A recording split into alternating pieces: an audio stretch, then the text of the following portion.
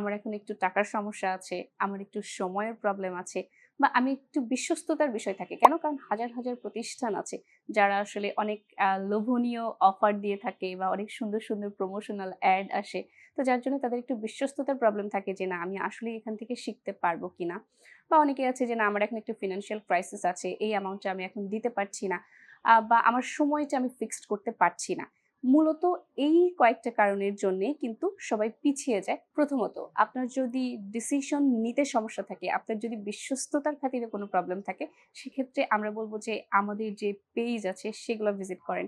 আমাদের যে national international news আছে সেগুলো আপনি দেখতে পারেন এবং সর্বোপরি স্টুডেন্টদের যে ফিডব্যাক থাকে সেগুলো দেখবেন। তাহলেই আসলে বুঝতে পারবেন যে কতটা বেসিক লেভেল থেকে একজন মানুষের পক্ষে ফ্লুয়েন্টলি কথা বলা সম্ভব বা অ্যাকসেন্ট ডেভেলপ করা সম্ভব অথবা প্রেজেন্টেশন স্কিল বা পাবলিক স্পিকিংটা খুব দ্রুততম সময়ে শিখে যাওয়া সম্ভব।